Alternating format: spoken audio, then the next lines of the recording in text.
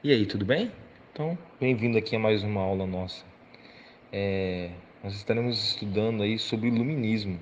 Por isso daí do título, Entendendo o Iluminismo. Para entender o iluminismo, a gente tem que levar em consideração aí o princípio da liberdade, que para nós é algo já adquirido desde que nascemos, né? Temos a igualdade jurídica e social,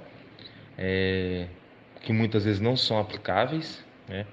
O Estado ele tem que dar um tratamento idêntico, independente do sexo, da idade, da etnia, da crença religiosa ou da posição social da pessoa. Tá? A, a igualdade, então, ela é um valor social, tá? Que não é plenamente aplicada. No nosso país, alguns nichos aí da sociedade, alguns setores da sociedade ainda não têm as mesmas oportunidades, né? O exemplo aí da, dos descendentes afro-brasileiros, dos nossos indígenas, em relação, né, no caso dos afro-brasileiros e dos indígenas, em relação ao branco, né? Tem menos oportunidades. O caso das mulheres, aí a diferença de gênero, como as mulheres são tratadas. Então, quando a gente fala de liberdade, vem vários princípios junto com essa liberdade, né?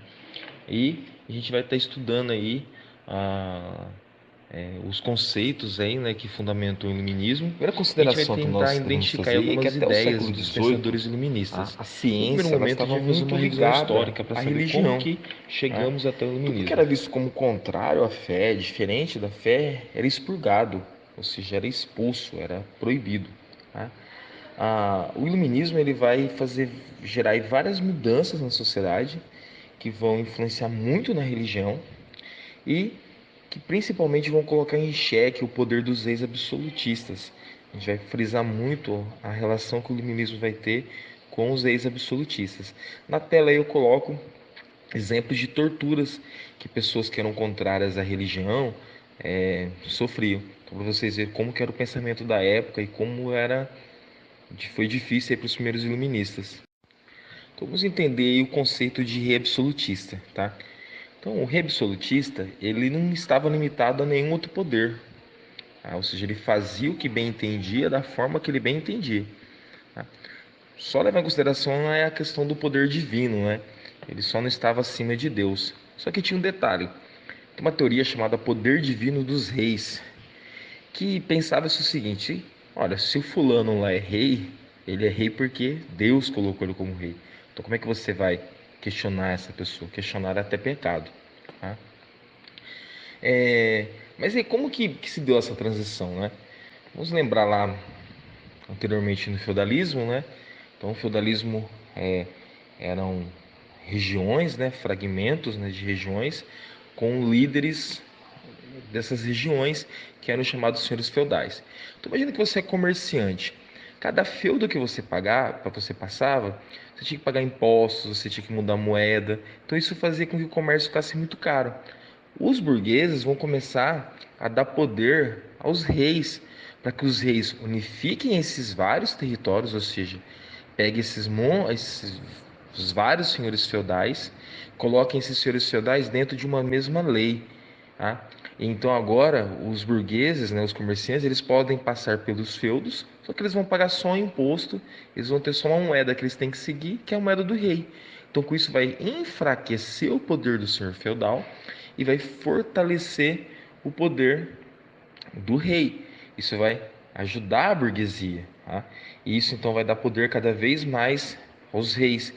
Chegamos aí a exemplos como o rei Luís XIV da França, que ele afirmava que a França era ele, tá? E tem outro exemplo que eu coloco aí na tela para vocês, o rei Henrique VIII da Inglaterra, tá? Que ele chegou a ser tão poderoso, que ele criou uma igreja para ele, a igreja anglicana na Inglaterra. Ele vai romper com a igreja católica, porque ele queria divorciar da esposa, a igreja não permitia, então ele simplesmente criou uma igreja para ele. As primeiras grandes mudanças na política que a gente vai ver aí no iluminismo, elas vão acontecer na Inglaterra, tá? Na Inglaterra, o rei Carlos I, ele governava a Inglaterra, a Escócia e a Irlanda, né? Ele E aí o que ele vai fazer? Ele vai, para manter, para sustentar a família real, as luxúrias da família real, ele vai ignorar os deputados, né? Vai ignorar o parlamento, vai criar várias taxas, várias cobranças. Quem era contrário a ele, ele perseguia, e ainda ele vai impor aos proprietários que emprestem dinheiros de forma forçada à coroa. Atrás disso aqui tudo tinha uma questão religiosa, tá? Essas regiões que eu citei, elas viviam em guerras religiosas. Algumas regiões eram puritanas, outras regiões eram católicas, e era muito difícil juntar esse povo junto, porque eles eram inimigos religiosos. Tá? E o Carlos I ele não soube lidar com isso. Ao invés de ele tentar agir com a tolerância para fazer com que essas pessoas elas se aceitassem, ele tornou a vida das pessoas mais difícil, ao ponto que em 1640 começa uma guerra civil na Inglaterra. Tá? Essa guerra civil ela vai ter ali de um lado os pequenos proprietários, os representantes da nobreza rural inglesa contra as forças reais. O Carlos I ele vai ser derrotado, tá? Vai ser acusado de alta traição, tá? Por ter violado a Constituição Fundamental do povo, ou seja, ido contra o direito do povo, e ele vai ser condenado à morte. Vai ser a primeira vez na história que um rei vai ser acusado de trair a população e vai ser condenado à morte. Então, e todo esse processo nós chamamos de Revolução Puritana. Então tá lá, o Carlos foi condenado à morte, saiu do governo, a Inglaterra deixa de ser monarquia, tá? E passa a ser república. E então eles vão pegar o Oliver Cromwell, que era um militar, um político da época, tá? E dar ele o título de Lorde Protetor do Protetorado. Tá? E ele então passa a governar a Inglaterra nesse mesmo pano de fundo, nessa mesma sociedade que eu havia citado antes, com vários conflitos religiosos. Ele vai ficar no poder. No início era para como uma ditadura só de transição para vir outro líder, mas como toda ditadura ele entrou e não quis sair mais. As coisas só vão mudar 2 anos depois que ele morre. Só que aí tem um detalhe: ele morre, a Inglaterra deixa de ser república e volta a ser monarquia. Quem vai assumir vai ser o filho do Carlos I, aquele lá que eu falei agora há pouco, que foi condenado à morte. Ele vai assumir, vai ser coroado rei da Inglaterra. A Inglaterra passa a ter um rei novamente. E aí ele vai fazer igual o pai dele, ele não vai respeitar o parlamento. Quando ele morre, ele não deixa filhos. O irmão dele assume, o Jaime II. Tá? E aí o Jaime II era acusado pelos puritanos, né, pelos anglicanos, de ser católico. E por causa disso, então, ele perde o trono para o genro dele, que vai ser o Guilherme I de Orange Nassau. Ele vai ser coroado rei da Inglaterra, tá? Só que com um detalhe, ele vai ser obrigado a seguir uma constituição, um conjunto de leis que vão ser criados pelo parlamento. E tem um detalhe, ele assina um acordo que sempre que o parlamento tem alguma decisão, ele é obrigado a acatar por essa decisão. Então, olha a importância da Revolução Gloriosa Inglesa. Eles colocaram o rei na casinha. O rei agora tem que seguir as leis. Todo mundo segue as leis, inclusive o rei, colocando fim ao absolutismo, dando exemplo para o mundo todo que tinha como ter reis que seguem leis, não reis que estão acima de tudo. O século XVII ele é marcado por guerras entre potências europeias, tá? Que disputavam hegemonia, né? Que é o predomínio, que é a supremacia de um país sobre os outros, né?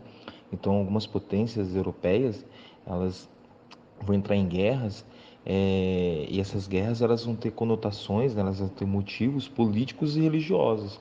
São guerras de intolerância religiosa entre católicos e protestantes, né? E a Europa vai ter vários casos assim tristes de fatais por causa de intolerância religiosa. Aí, então vai surgir o John Locke, um iluminista, e ele vai defender a liberdade de consciência, a tolerância religiosa e o direito de cada um escolher a própria religião. Ele também vai falar que a política não dependia da intervenção divina, já que política, né, é uma intervenção humana. Ele vai propor então que Estado e igreja e Estado têm que ficar separados. O Estado tem que ser laico. O Estado não pode ter uma religião oficial. O Estado não pode ser seguido, não pode ser dirigido, não pode ser orientado segundo orientações religiosas, tá? Para quê? Para que haja a tolerância religiosa, para que as pessoas se respeitem, para que as pessoas tenham, como eu falei lá no primeiro slide, lá no começo, as pessoas tenham liberdade, tá? Então, o iluminismo vai contribuir para que a liberdade religiosa, para que a tolerância religiosa fosse colocada em prática. Então, por enquanto, nós vimos aí que o iluminismo ele vai proporcionar o fim do absolutismo e a separação entre igreja e Estado. No próximo vídeo aí nós vamos estar falando mais sobre alguns filósofos do momento, tá? Para a gente conseguir entender aí a continuidade da matéria. Tá? Obrigado por ter assistido até o fim.